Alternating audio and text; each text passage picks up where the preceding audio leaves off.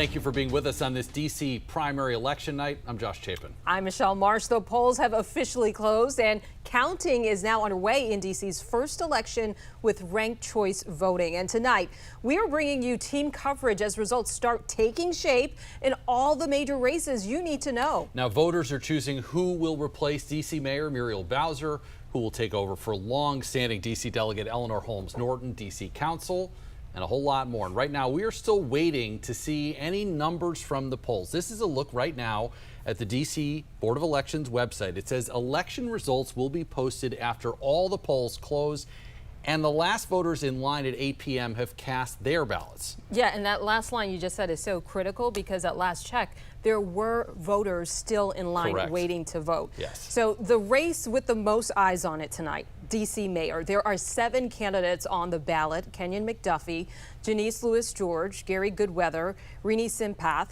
Ernest Johnson, Hope Solomon, and Vincent Orange. The winner will face independent challengers. There are no Republican candidates seeking the party's nomination for mayor of D.C. Our Washington, D.C. reporter Felicia Ashley has been tracking the race all evening. She joins us live from the Howard Theater in Northwest. Felicia, what's the mood like in there?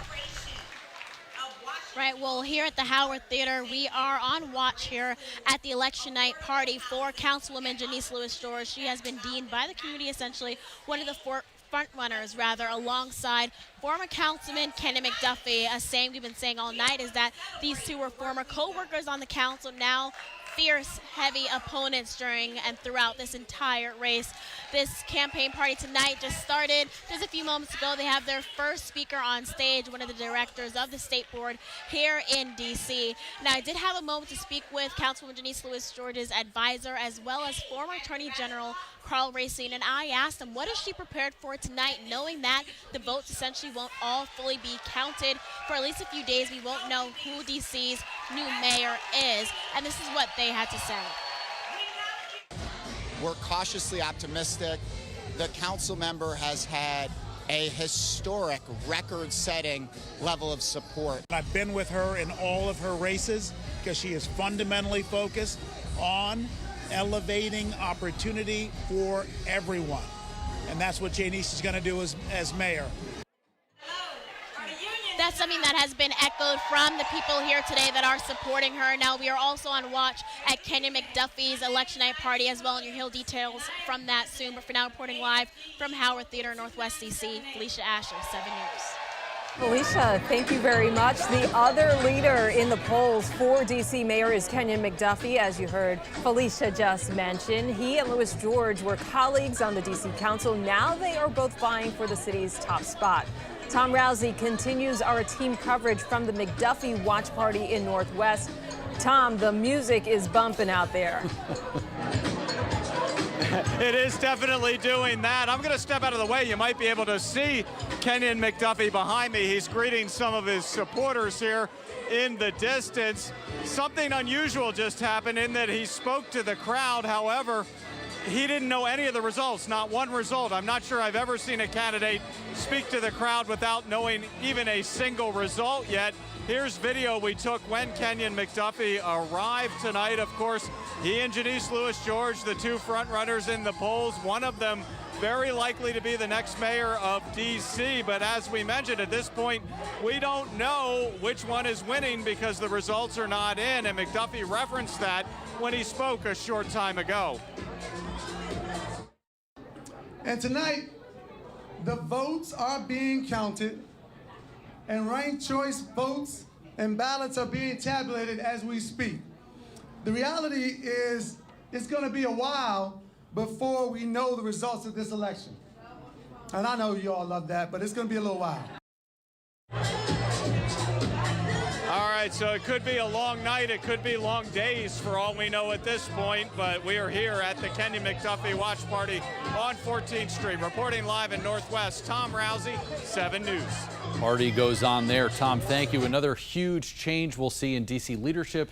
D.C. Delegate Eleanor Holmes Norton will not seek another term after serving for 36 years. While she's a non-voting member of Congress, she's worked for decades to protect home rule and push for D.C. statehood.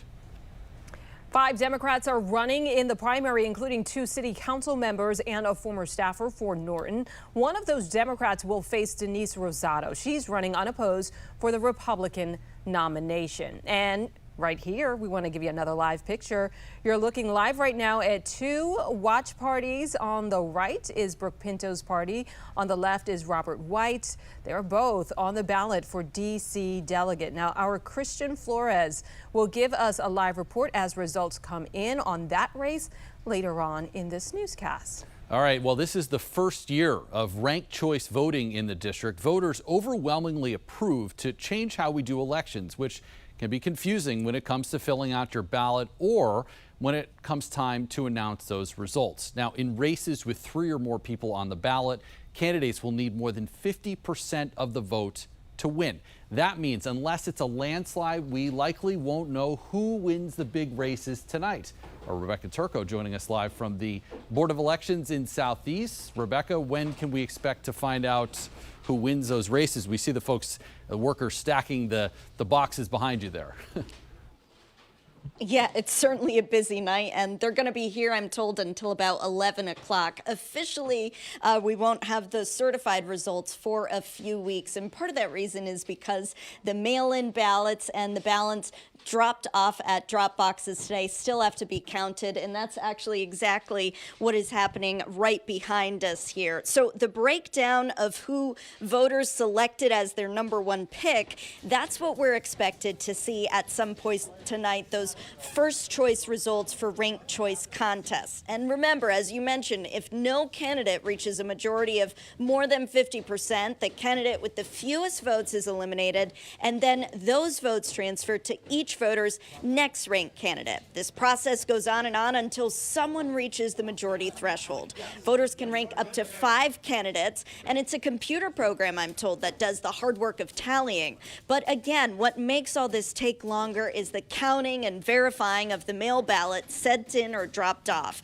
Ballots have to be postmarked by today and received by mail by next Friday. And because votes are moved around from whoever's in last place, the chair of the Board of Elections explains tonight is really just too early to redistribute those votes while they are still waiting on mail ballots. You don't want to do that too early because you could be picking the wrong, last place finisher. It could be somebody else. They could have a completely different outcome on how the RCV tabulation works. So if you did it tonight, it would be much too unreliable, for people to really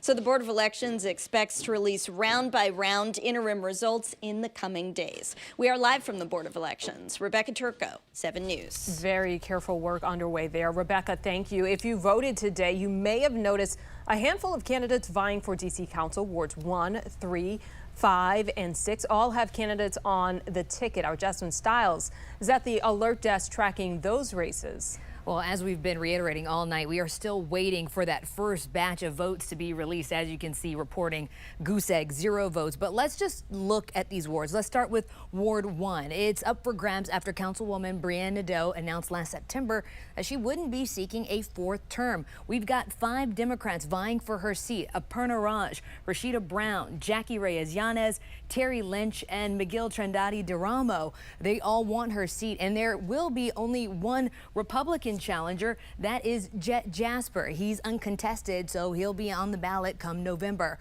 Then let's check out Ward 3, where we've got incumbent Matthew Fruman. He is running unopposed and has no Republican challenger, so easy win for him right there. Now let's go to Ward 5, where incumbent Zachary Parker is seeking re-election to represent Ward 5, but faces a challenge from Bernita Carmichael and Bridget French. Republican challenger Jeffrey Kian Palaza is running uncontested. And then finally, we've got Ward 6, where incumbent Charles Allen has 2 others vying for his seat: Gloria Nodden and Michael Murphy. Republican George Rice is running uncontested. Josh? Jasmine, thank you. It is important to note here all Republican candidates running in tonight's primary are unopposed, meaning they will automatically get their party's nomination. But keep in mind, not all races, such as D.C. Mayor, have a Republican candidate seeking a nomination. Our D.C. primary night coverage continues right after this.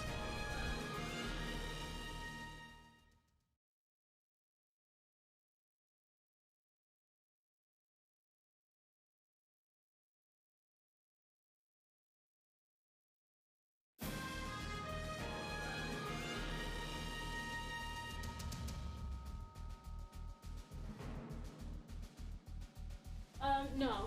I'll be right back for you.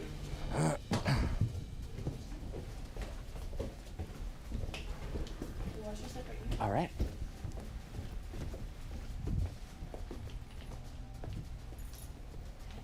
You ready?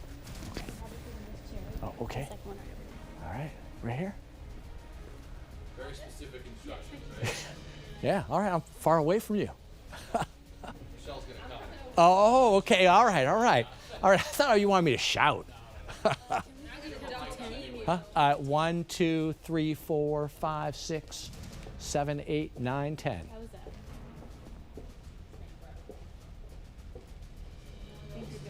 Okay. All right. You like to switch it out a little bit? Yeah. All right. All right. Did I hear you were just on vacation?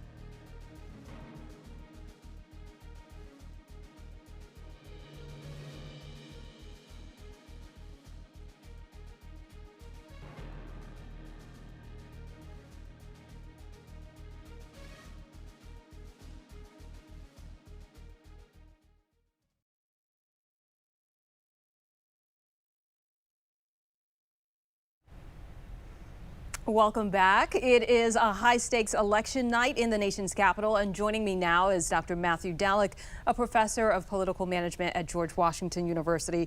Thank you so much for joining us today in studio, Professor. First, let's talk about the obvious. The fact that it is now 10:13 and we do not have any results just yet.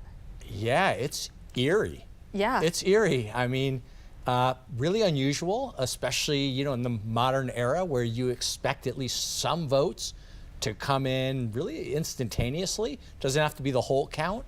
And here we are sitting more than 2 hours since the last polls closed, and there's 0. So, it's really, it's somewhat disappointing, I think, for those of us who like watching election returns come in. Right. I mean, that's part of the fun. You stay up late, you get the results, you go to sleep, but it doesn't seem like it's going to play out that way. And we've been warning our viewers to set their expectations because we knew that it could be a days-long process. How much of an appetite do you think the voting public has for these long waits and delays when it comes to voting results? And when do we hit that window of concern where people start to tap into some conspiracy theories? Well, I think in the district, I think there's faith in the voters. They're going to be able to wait. It is a long process. It's probably going to be 10 days before we know at least 10 days before we know who the next mayor is going to be. The problem, though, is that when you wait for a week, 10 days, California, the District of Columbia, and you have a president who is a conspiracy theorist who says that elections are rigged, especially elections run by Democratic-controlled cities and states, well, it gives him an opportunity, right? It kind of breathes life and air into those conspiracy theories. And so with the district, right, most voters, I think, will be okay, right?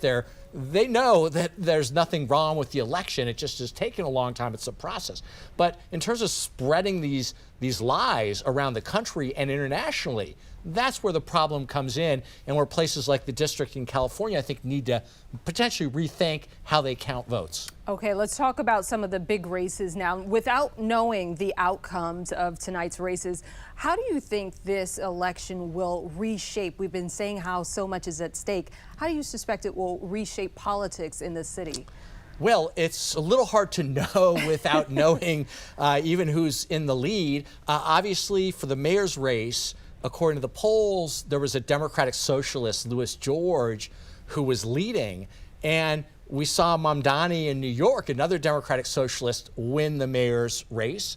There's a larger fight within the Democratic Party between a kind of progressive left and a more center left, represented by Kenyon McDuffie. So that, I think, is at stake, right? There are almost national implications to the race. And then, of course, one huge question is home rule. And up and down the ballot, right, the delegate race, how are the leaders of the city, this next generation of leaders, which is what I think people are electing tonight, how are they going to define home rule? How are they going to try to defend it from a Trump administration that has, basically tried to take over the city? Yeah, those are some really big themes that we'll be watching for tonight. Professor Dalick, thank you so much for your insight tonight. Thanks for having me. We'll be right back.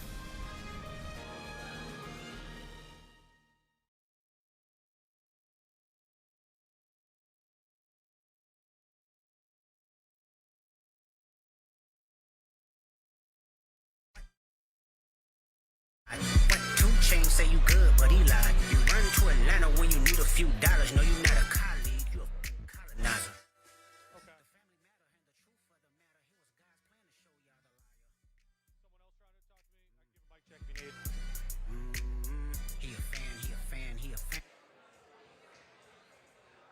Yeah, mic check 1 2 3 4. Mic check 1 2 3 4. Right now, you can see Councilmember Robert White is actually speaking to some supporters.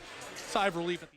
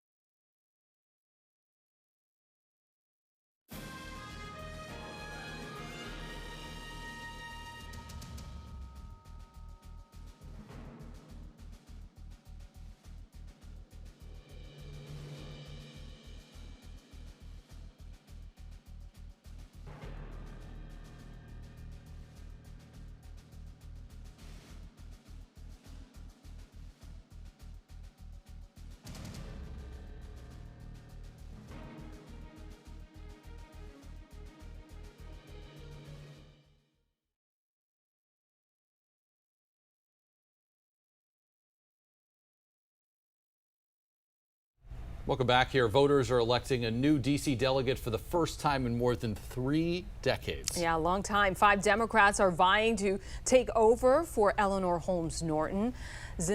Kinney Zelensny, Robert White, Trent Holbrook, Brooke Pinto, and Greg Yatsko. And one of those Democrats will take on Denise Rosado. She ran unopposed on the Republican ticket. Our Christian Flores live at in Southwest at the candidate Robert White's watch party. Christian, what's the mood like in there? Well, it's a party out here. You have a lot of supporters of Councilmember Robert White, extremely confident right now. They're actually getting a chance to talk with the candidate.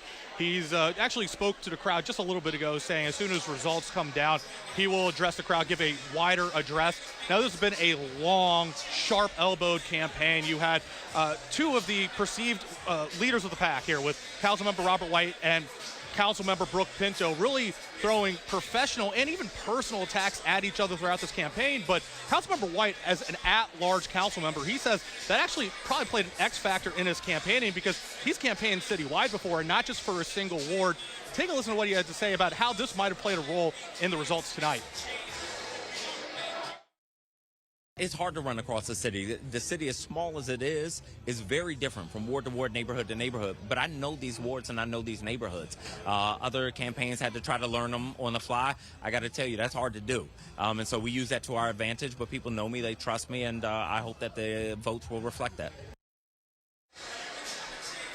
And again, just confidence out here at this watch party, but big shoes to fill with Eleanor Holmes Norton not running for a re-election, 18 terms on Capitol Hill. So obviously with these results trickling in, this is a party that we're going to be watching out for. But again, a lot of confidence out here. Reporting live in Southwest DC, Christian Flores, 7 News. All right, Christian, we'll check back in with you a little bit later. Thank you. We're keeping tabs on all the races tonight. Here's a live look from Councilmember Brooke Pinto's watch party. She's currently on stage speaking. Pinto is running for D.C. delegate. I don't know if we're going to dip into that at this point, but you can see our coverage on WJLA.com.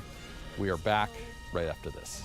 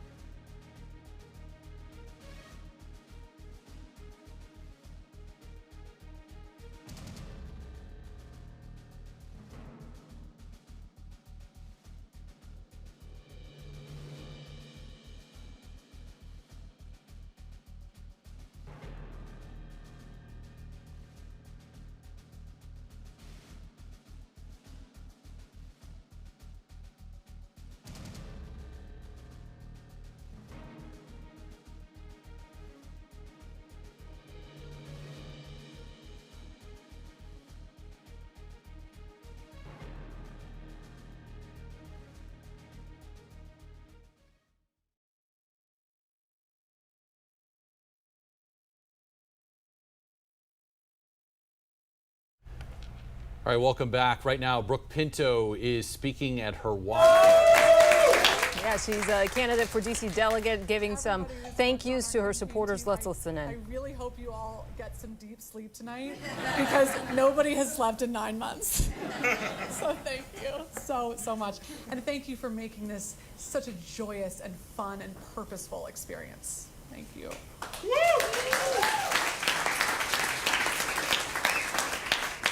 Our volunteers, holy moly, raise your hand.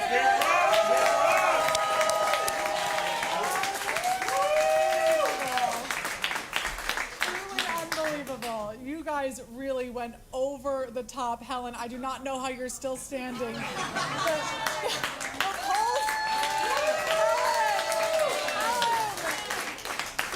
polls open at 7. I think Helen was out there at 4:15.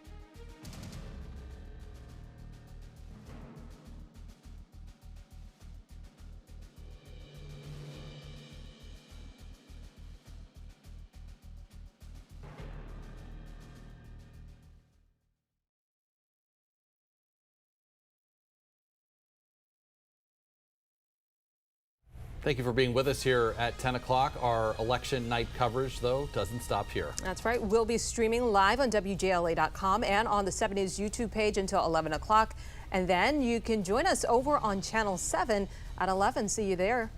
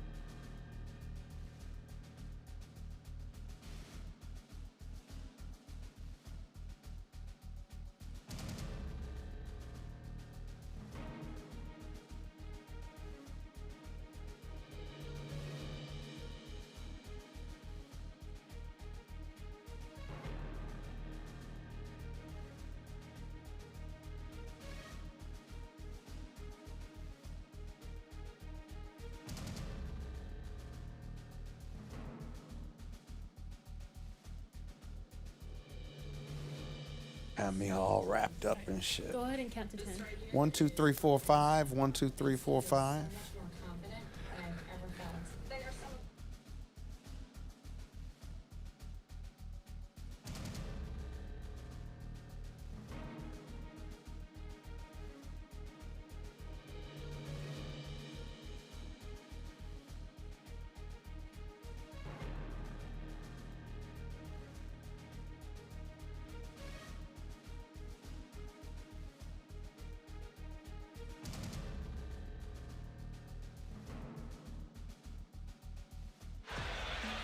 Yes, gotcha. Yes, we are at the election night party for Councilwoman Janice Lewis George. And team, if she happens to come on stage during my live, if you want us to pivot to take.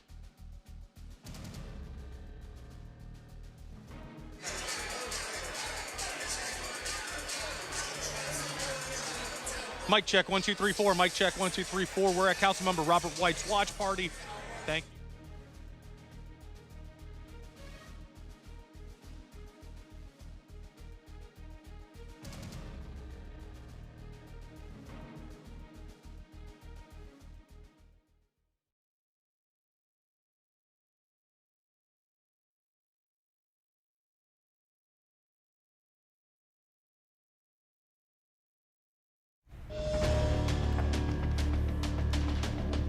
Thank you so much for being with us here on D.C. primary night. I'm Josh Chapin. I'm Michelle Marsh. The polls have officially closed and counting is underway in D.C.'s first election with ranked choice voting.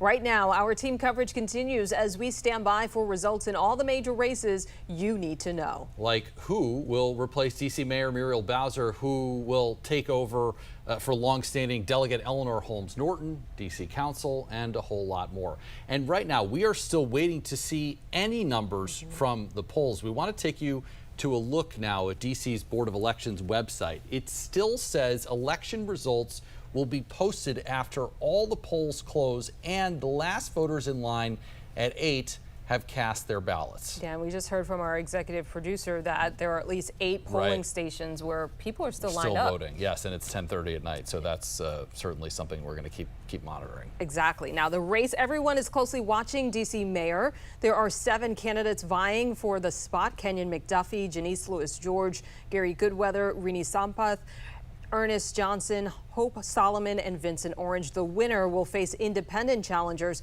There are no Republican candidates seeking the party's nomination for mayor of D.C. Our Washington, D.C. reporter Felicia Ashley has been tracking this race all evening.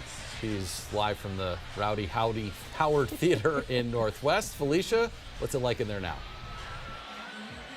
Right, well, you can feel the energy in here. Of course, you hear the music behind me. And you just mentioned all of the factors that make this such a race. race that everyone is really locked in on, because essentially whoever wins this really sets the tone for who will be the next mayor of Washington, D.C. You can see the crowd behind me. They have started some speeches, but just moments ago I got a moment to speak with the advisor for Councilwoman Denise Lewis-George. This is her election night party. And I also spoke with former Attorney General Karl Racine, and I asked them what is she feeling right now and how is she preparing, knowing that, well, rather all the candidates knowing that all of the votes won't be counted for at least a few days. You mentioned people are still in line waiting to cast their votes, and this is what they have to say about the tone of this evening. We're cautiously optimistic. The council member has had a historic record-setting level of support. I've been with her in all of her races because she is fundamentally focused on elevating opportunity for everyone. And that's what Janice is going to do as mayor.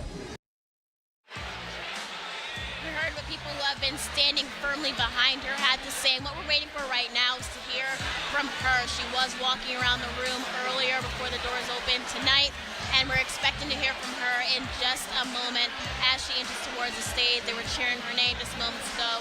So, of course, we're going to stay here throughout the night to bring the latest updates, and as soon as we hear from her, we'll bring it directly to you.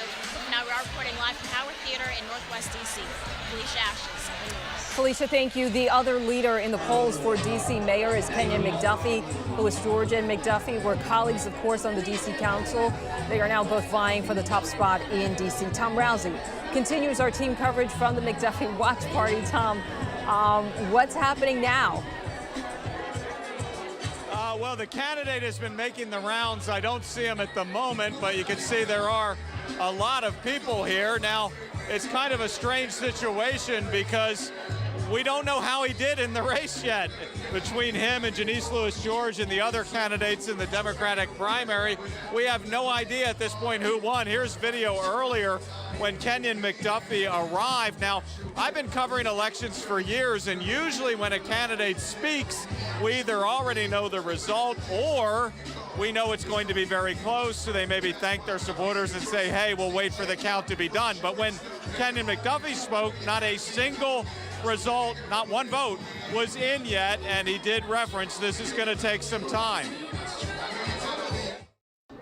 And tonight, the votes are being counted, and ranked choice votes and ballots are being tabulated as we speak. The reality is it's going to be a while before we know the results of this election. And I know you all love that, but it's going to be a little while. Yeah, so often by this time of the night in D.C., we know the results. We already know who won. Tonight, obviously, very, very different. Some of it's ranked choice voting, it seems like, but also it just seems to be taking an awful long time for those results to get in. A lot of people at this party coming up to me asking if I have any inside information on the results. We're the same as everyone else. We just don't know yet. So possibly the next mayor of D.C. is here at this party. Possibly not. We're going to have to wait to find out. But reporting live in Northwest D.C. along 14th Street, I'm Tom Rousey, 7 News. All right, Tom, thank you. Another huge change we'll see in leadership will be for D.C. delegate. Of course, Eleanor Holmes Norton not seeking re-election after serving for 36 years. While she's a non-voting member of Congress, she has worked for decades to protect home rule and push for D.C. statehood. Here's a look at the current results for the Democratic primary. 5 Democrats are on the ticket, including 2 city council members and a former staffer for Norton. The results, as Tom talked about with the mayor, we don't have any at this point. Whoever wins will face Republican Denise Rosado. She's running unopposed for the Republican nomination. Our Christian Flores tracking this race. He joins us from candidate Robert White's watch party in Southwest at the point there. Christian, fill us in. What's going on? Yeah, a lot of confidence in the air, and speaking with Councilmember Robert White as well as some campaign staff and supporters. And right now it's a party out here. You got the music playing. You have supporters meeting and greeting the candidate himself. He's somewhere over there, but you can see it's pretty jam-packed out here. We're waiting on some of these results. Obviously, there have been a couple delays throughout the evening, but this has been a long campaign. I mean, when I spoke with Councilmember White, he said there's a bit of relief that this is over because this has been a really all-out brawl instead of a campaign. You've had Councilmember Robert White as well as his colleague on the D.C. Council, Brooke Pinto, throwing both professional and personal attacks really at each other throughout the entire process. Now, both have really been campaigning hard on D.C. statehood. That is obviously a top priority whenever you're talking about the D.C. delegate to Congress. Eleanor Holmes Norton obviously making her name in that arena, really pushing for that right for the city of D.C. Now, she's been known as the warrior on the Hill, and when we spoke with Robert White, he says he wants to carry on that legacy. Take a listen to what he had to say about that. Who we put into that delegate seat, fighting by themselves in Congress, matters so much. They have to be ready for this time. They have to be ready on day one. I am ready. I have strategies ready to go. If we're successful tonight, my work starts tomorrow, not in January when I'm sworn in. So I'm ready, but I also think D.C. residents know how serious this time is. Now, throughout the campaign, you had council members Robert White and Brooke Pinto really touting their experience on the council. You have Brooke Pinto as the chair of the Public Safety Committee. She's really, pushed her experience in getting some bills, shepherding some bills across the finish line in relation to some of the crime wave we saw a few years ago. Councilmember White, he is a native Washingtonian. He chairs the Housing Committee on the D.C. Council, but he really spoke to his knowledge of the city. I mean, after all, he's really the only candidate in this race that's campaigned citywide. Councilmember Pinto represents Ward 2, and that's downtown Georgetown. But Councilmember White is an at-large council member, meaning he's not really locked into a single ward. So he's been on the ballot citywide a number of times, and he told me he actually thinks that's an advantage because he said, look, at the end of the day, it is difficult to run citywide, but there was really no learning curve for him there. So obviously these numbers, we're waiting for them to trickle in, but as soon as they come in, we expect a pretty big reaction from this watch party. Reporting live on Southwest DC, Christian Flores, 7 News. Christian, thank you. With this being D.C.'s first time using ranked choice voting, you likely have questions, especially when it comes to counting the ballots. I recently spoke with the city's Board of Elections chair, Gary Thompson, and I asked him how long it may be until we see official results. It will take several days. We will release on election night, June 16th, all the results we have that will show you in the first round who's leading the race. But because of the way ranked choice voting works, we're going to have to wait until the majority of the votes arrive, and they can arrive by mail within 10 days of election day before we do our first interim ranked choice voting tabulation. We're going to do that the Sunday after election day. And I also asked Thompson how the ranked choice vote counting process works if his team is ready as well. Our agency is very confident. We're on the ball. We're ready to go. You may be able to see right out of the box on by Tuesday night if somebody has crossed the 50-yard line, because that means there won't be a RCV tabulation. And then as more votes are released the following day and the day after that, someone might hit that 50% line. But we're going to have to wait a few more days to run the full ranked choice voting tabulation, and it's just going to take some patience. And what's interesting about it is the way RCV works is you drop the person at the bottom and then redistribute those votes to the second place choices. So we have to know not who's finishing first, but who's finishing last in order to make that decision of who you cut. Our Rebecca Turco joining us live from the Board of Elections. Rebecca, we hear there are still many people in line to vote at this late hour. What's the update from where you are?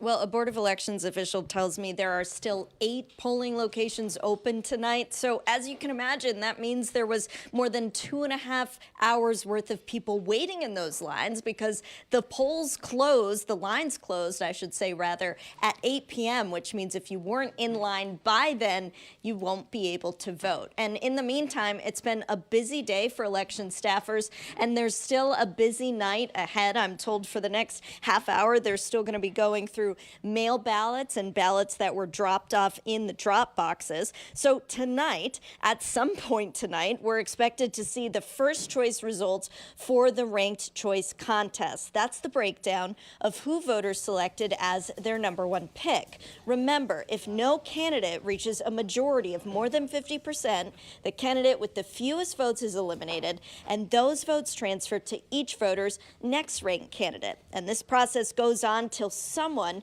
reaches the majority threshold. Voters can rank up to 5 candidates, and there's a computer program that does the work of tallying. But what makes this all take longer is counting and verifying mail ballots sent in or dropped off. Mail ballots must be postmarked by today and received by next Friday.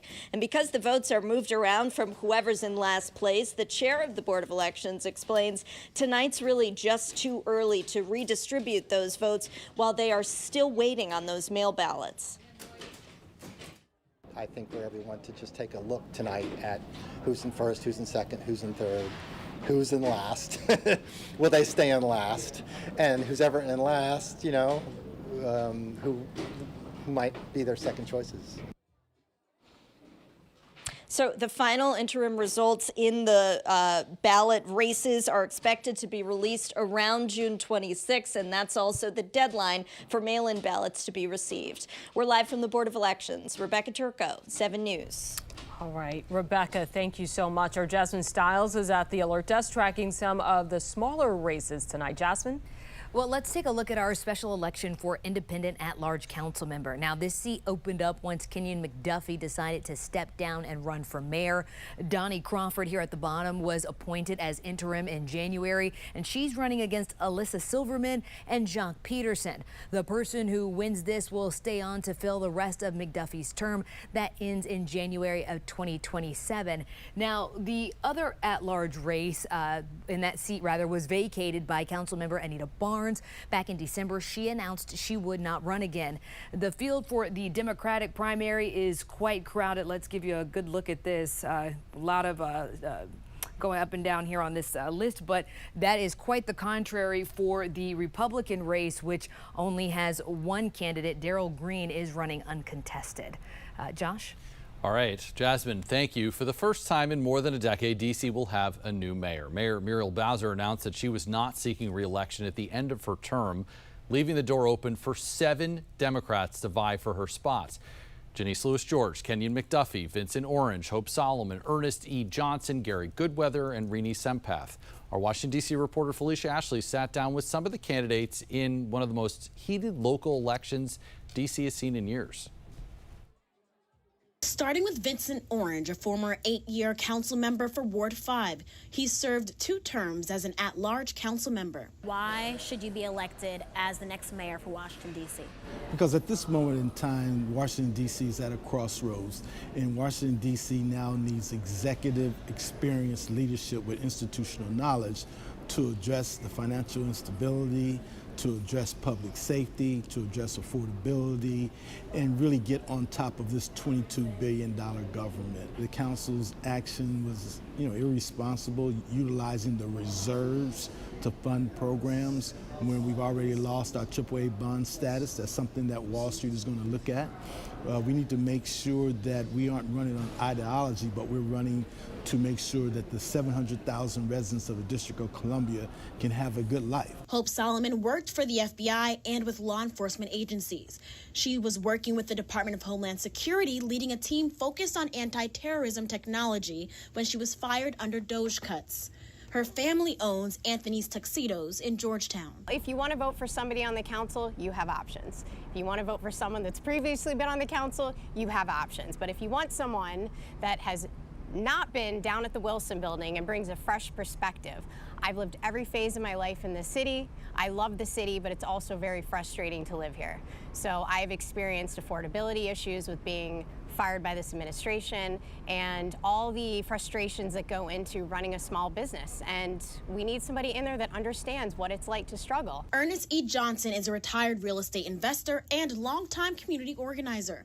He managed Marion Barry's first mayoral campaign and is currently the chairman of the Friends of the Frank Reeves Center. My 2 opponents have been in government for nearly 25 years. They have no solutions and no community credibility. We just do not have 4 more years to waste with people who are already in the pocket of lobbyists, developers, and special interests. Gary Goodweather served in the United States Army with the rank of captain. He says his military service has taught him how to lead under pressure. He is currently a business executive with his own real estate and development firm. D.C. continues to retread the same old ideas over and over again.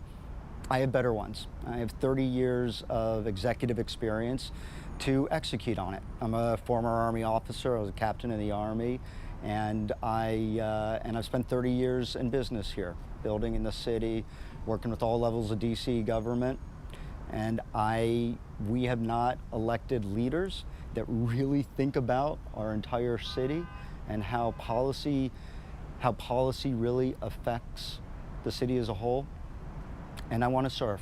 I want to serve people. Rennie Sampath is a federal contractor with a focus on public service. She says what makes her right for right now is that she's not a politician. The first thing that I have been leading with is that my hands are completely clean. I have no special interest groups backing me, no PAC money, and it's time for a new generation of leadership in Washington, D.C., because the council members that we have completely failed us. It takes 13 months on average to fill one affordable housing unit in Washington, D.C. A member of my community died of cardiac arrest because 911 coded his call incorrectly, and the folks that we have in office just lack the creativity, the administrative and operational expertise to get the work done, and we need someone new.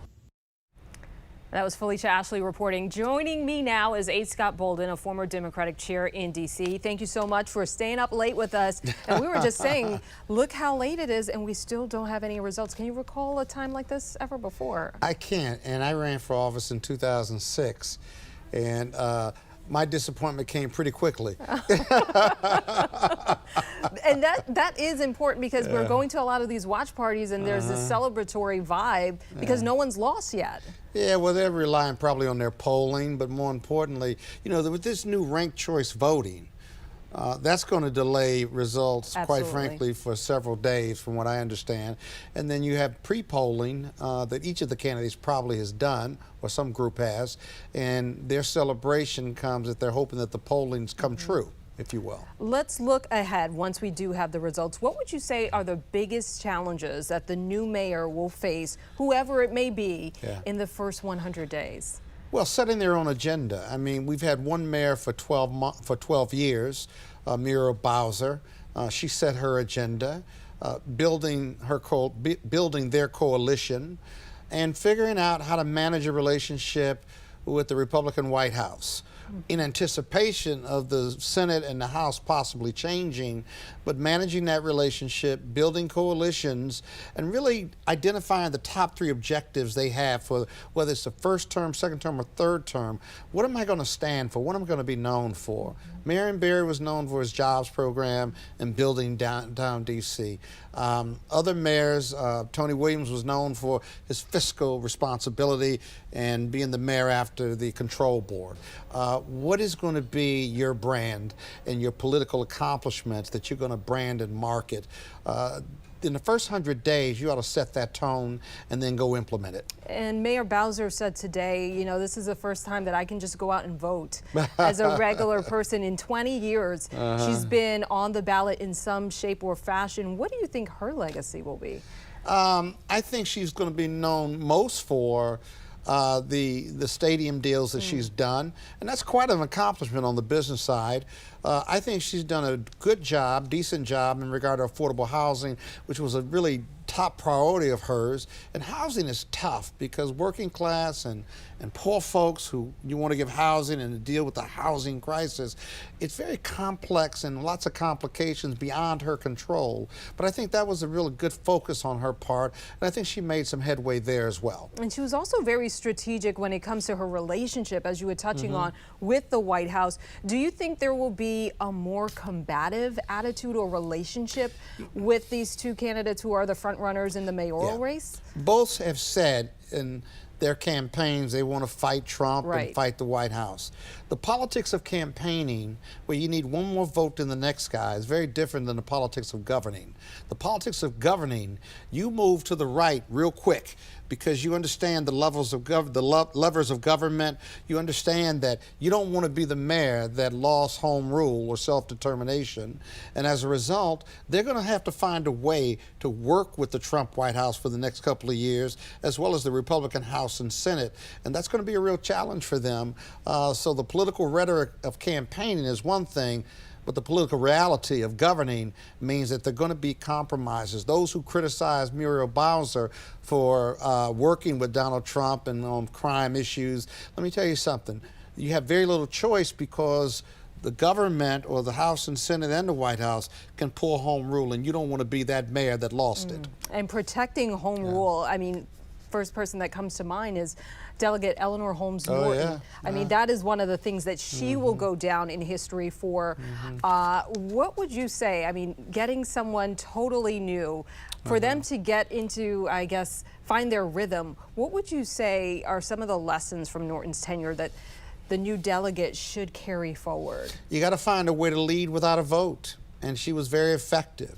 No Republican or Democrat wanted to see Eleanor Holmes Norton coming down Rayburn Building hallway with a scowl on her face or an issue in her hand. And I think they're going to have to learn, whoever wins this race, to build coalitions, to lead without a vote, and to be effective without a vote. And however they define that purpose or goal and objective, they will. Okay, and Scott, look, we are starting to get some early results here. We're going to toss it over to Josh. He can see these numbers a little bit clearer than I can. Right. Just had to go into the teleprompter because they were very hard to read there. We actually are not going to do that. Mitch, are we going to go to Janice Lewis George speaking right now at her watch party? She's a candidate for D.C. mayor. Okay, we're gonna listen in now. We know our Felicia Ashley is there at the Howard Theater. Take a listen. I know Felicia's stepping into the shot now. Felicia, can you hear me? Yes, we just had a moment because the crowd just went crazy. The campaign team just announced from whatever they are seeing, they are claiming that she does have a lead here. We're still waiting to confirm where they got those stats as well as that ranking from, but you can see that they're cheering her name. At any second we're waiting, they keep looking towards the side. We're expecting her to step out and speak. A lot of people just move towards the front of the stage, and we believe she is walking out in any moment. This should be the person getting ready to present her. So we are essentially on standby, but as you can hear, if you listen, this is the energy in the crowd right now. The election campaign, the teams here, the supporters, the election night party, the crew here, they are all on cloud 9 right now. They are feeling extremely confident. There was literally a spark of electricity that went through the crowd today just a few moments ago as they were checking their polls. So right now, as I mentioned, we're on standby for Councilwoman Janice Lewis George. That is who this room wants to be the next mayor of Washington, D.C. We just heard from former Attorney General Carl Racine, who said that he feels that Lewis George represents where this city needs to go and says that she's equipped to handle all that is coming the city's way. You hear the music going, they're getting amped up, they're prepping for Councilwoman George to get to the stage. Just take a look at all the people that are out. Here she is, she's coming out right now. There's the crowd.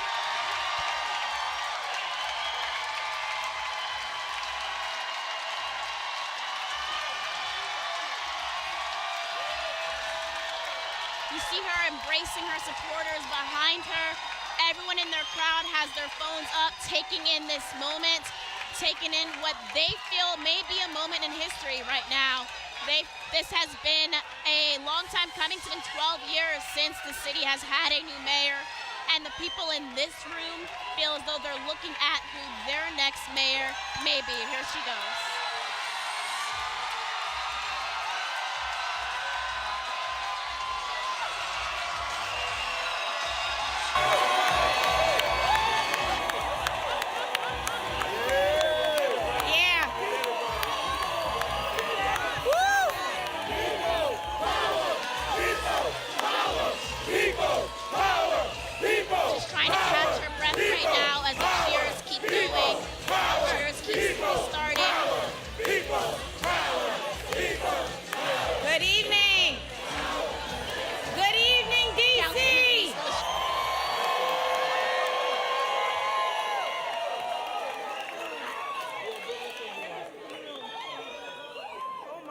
Oh my God. I'm feeling this moment with y'all. If there was ever any doubt, let it now be laid to rest. It is the people of D.C. who elect the mayor of D.C.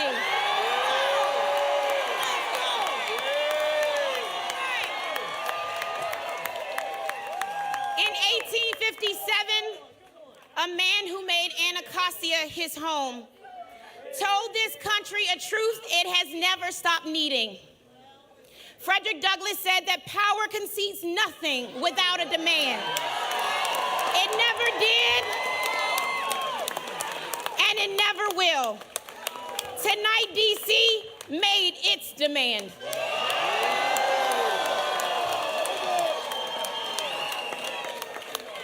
What seemed like a distant dream not long ago is already history unfolding before our eyes. This moment is for those who refuse to surrender their hope in a government that works for all of us. Tonight belongs to the postal worker on the early route. The nurse coming off a double. The teacher buying classroom supplies out of her pocket.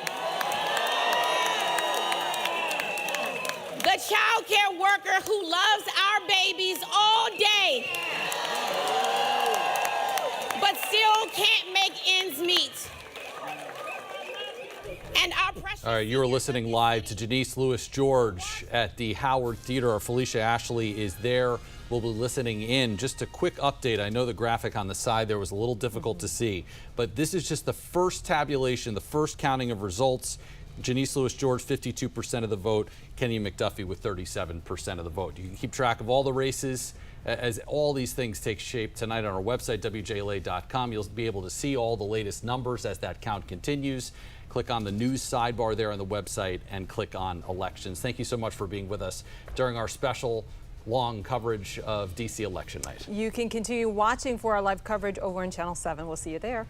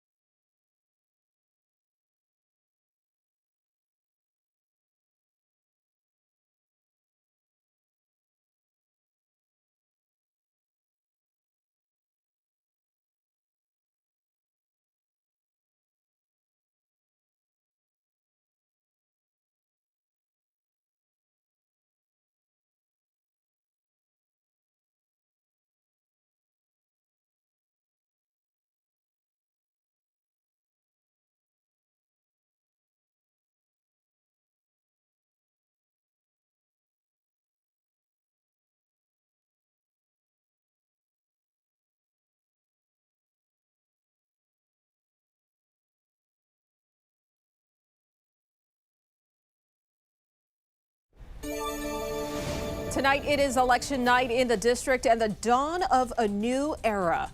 We'll bring you all the latest as the voters have their say.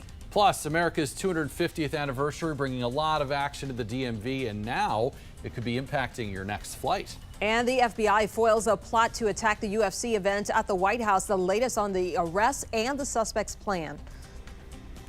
And good evening, and thank you for joining us here on this election night in the district. I'm Josh Chapin. Scott Thuman has the night off. I'm Michelle Marsh. It is a new era in the District of Columbia as multiple races are being contested across the city, with everything from D.C. council seats to a seat in Congress up for grabs. But the biggest race might just be the one to succeed Mayor Muriel Bowser as the mayor of this city. And that race is one of the many things that we're doing for the first time. The other thing is using ranked choice voting. So what does that mean for you at home? Well, it means that the returns we see tonight will reflect only the first round of tabulation. So it could be days before we know who the final official winner is. Now, there are 7 candidates vying for D.C. Mayor: Kenyon McDuffie, Janice Lewis-George, Gary Goodweather, Rinnie Sempeth. And Ernest Johnson, Hope Solomon, and Vincent Orange. The winner will face independent challengers.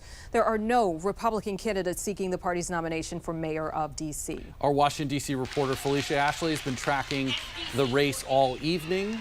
She joins us live now from Janice Lewis-George campaign party at the Howard Theater. Felicia, take us into the mood there, the atmosphere like there tonight.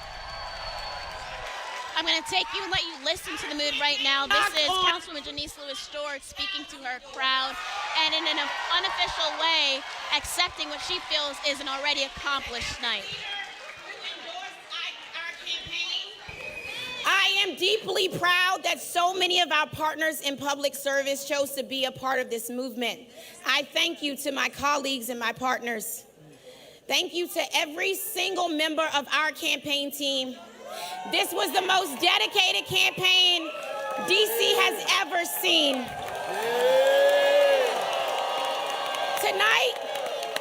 Tonight belongs to you.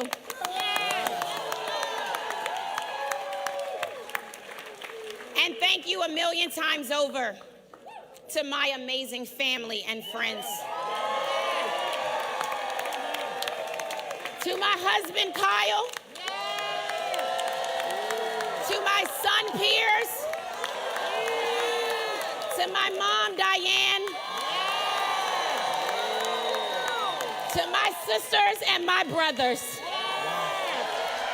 You can hear Councilwoman Janice Lewis-George essentially thanking all of her supporters. She said that what tonight means, and from the numbers her and her team are seeing, she says that the people of D.C. have made their choice. People of D.C. have made the call on who they want to represent them as the next mayor of Washington, D.C. Now, as we know, the official numbers still won't be in for some days, but they said from the first round that they're seeing, she's feeling extremely confident that this may be hers. Of course, we could be updated, but for now, reporting live from the Howard Theater, Felicia Ashley, 7 News. Yeah, it sounds a lot like a victory speech, but important to point out that we don't have the official returns just yet. Now, another one of the frontrunners in the mayor's race is Kenyon McDuffie, a city councilman for more than 10 years who is holding his campaign party at the Park at 14th in Northwest D.C. That is where our Tom Rousey is right now. Tom, what's the mood like there? What is the mood there like now?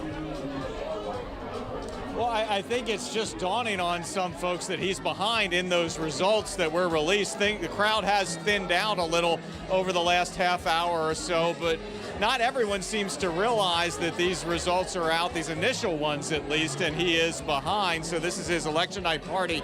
I have not seen the candidate since the results were released, but here's video from earlier of when he came. Now, it is important to point out at the time he spoke, it was well after the polls closed, but there weren't any results in at all yet at that time. So he referenced that it would be potentially a long night or a long process when he spoke to his supporters here at the Park at 14th. And tonight, the votes are being counted, and ranked choice votes and ballots are being tabulated as we speak.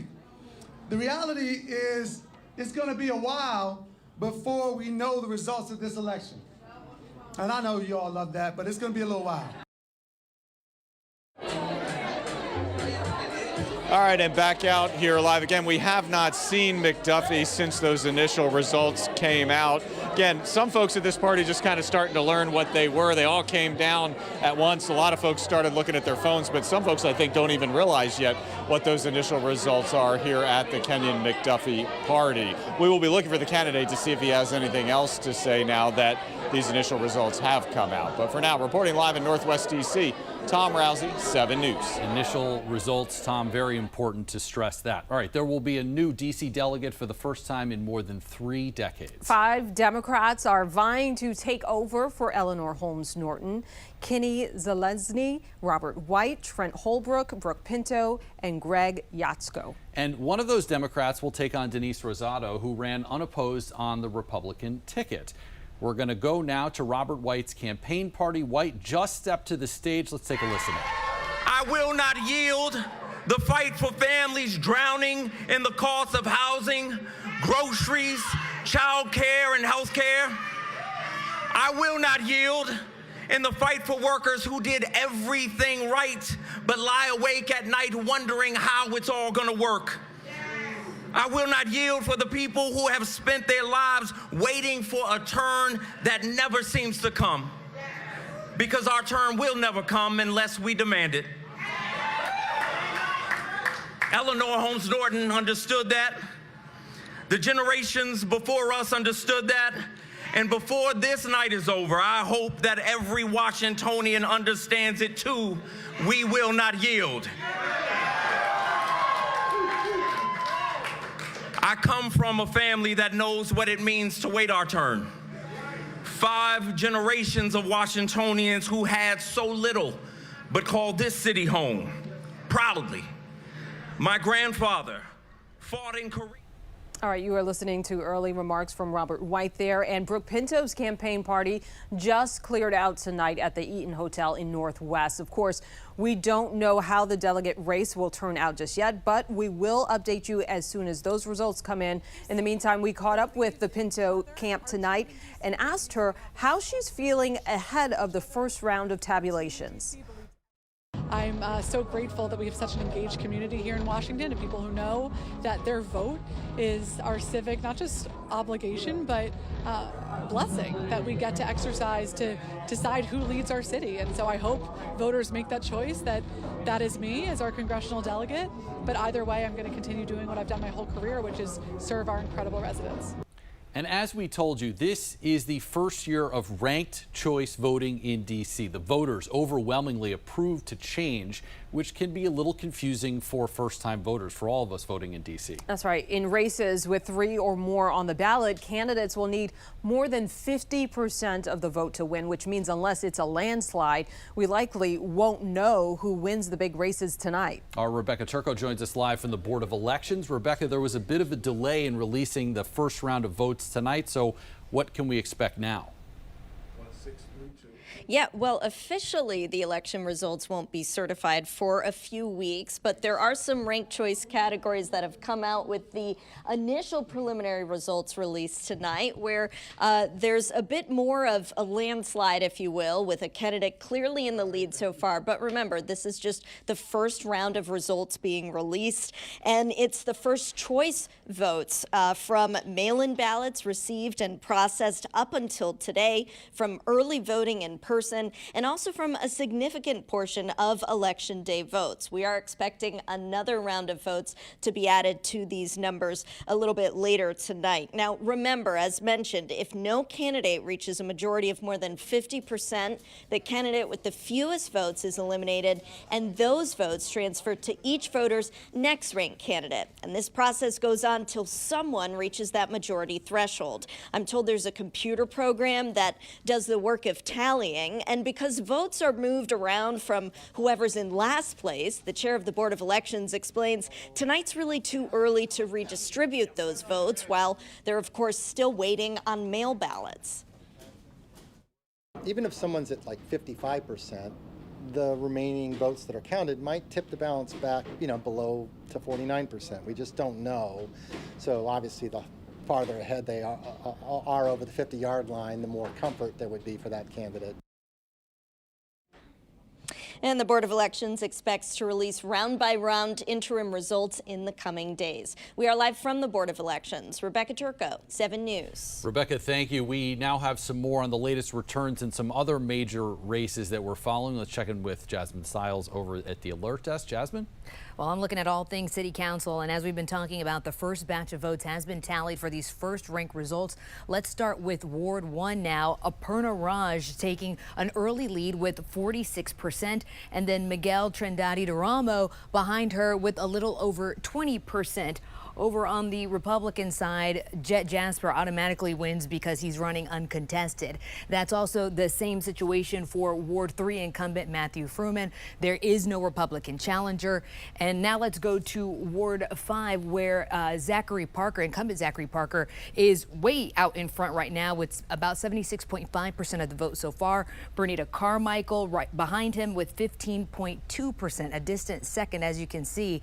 When it comes to Republican Jeffrey Kian Palza, he is uncontested, so again winning outright. Now we go to Ward 6, where incumbent Charles Allen again out with a landslide, 74.6% of the vote, with Gloria Nodden at 18.5%. Republican George Rice is running uncontested. Now let's look at large seats. The first one, there is a special election to serve the rest of Kenyon McDuffie's term. He stepped down from the independent seat to run for mayor. Donnie Crawford, who you see right here, was appointed as interim in January, but she's currently losing to Alyssa Silverman. Silverman is out in front with nearly 55% of the vote versus Crawford's 24.9% of the vote. Another at-large seat was vacated by council member Anita Barnes. The field for the Democratic primary is very, very crowded, but as we can see, Oye Owalewa is in the lead with almost 34% of the vote. A distant second is Lisa Raymond with 15.3%. As for the Republican primary, Darrell Green is running uncontested. Josh? And Jasmine, also of note, Democratic Attorney General for District of Columbia, Brian Schwab, out to an enormous lead over his opponent right now. Jasmine, thank you. Still to come here on 7 News, the America 250 celebrations bringing big crowds to the DMV, but they will also maybe bring big delays to our airports. Plus, more on the plot to attack the UFC event at the White House and how the FBI foiled it.